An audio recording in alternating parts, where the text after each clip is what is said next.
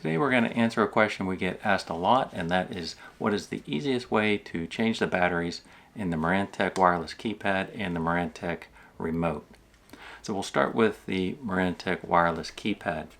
Now this keypad is mounted on the outside of your garage, and there's a mounting plate that is held to the jamb of the garage with 2 screws.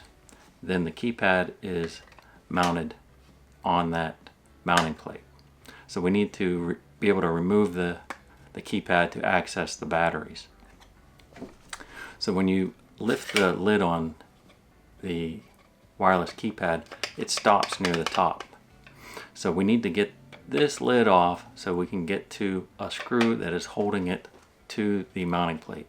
So if you just give it a quick tug, the sliding cover comes off, and inside you will see a hole in the top of the keypad, and there is a small Phillips head screw that is holding it to the mounting plate.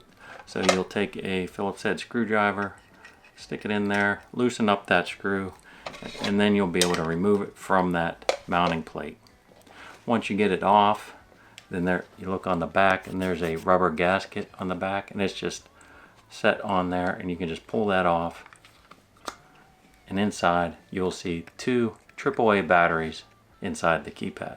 So just put in 2 fresh batteries, put your gasket back onto the back, put your keypad back on the mounting plate, put your small screw back in that hole, tighten it up so it's attached to the mounting plate, and once you do that, you can take your sliding lid, put it back in there, push it down past the stops on the top, and you're back in business.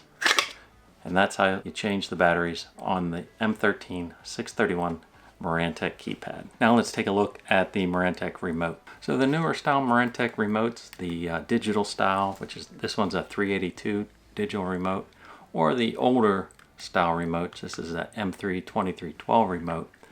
They're just 2 pieces of plastic that are pressure fit together. So we need to get them apart so we can get into the battery compartment. On the older remotes, the M3, there is a slot on the top of the remote. Not sure if you can see that right there. And then on the newer 382 remotes, there is a slot right on the bottom, going across the bottom between the 2 halves of the remote. So the easiest way that we found to access it is to get a dime. You stick it between the 2 slots like that, and then you will turn it like you're turning a car key until you hear it pop a little bit like that.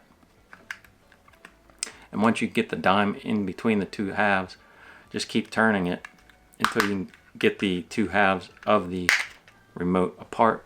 So they come apart like that. And if you open it up, you'll see this is the top half of the remote. Inside you'll see a green logic board, and if you pull that up right there, you'll see the battery on the board, and it just slides into that slot there with the positive side up, and that's a CR2032 3-volt coin style battery.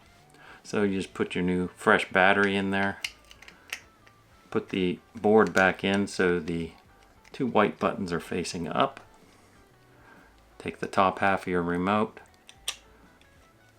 push down all the way around the remote until the 2 halves are back together, and when you press the button, the red light should come on, indicating that you installed the battery correctly.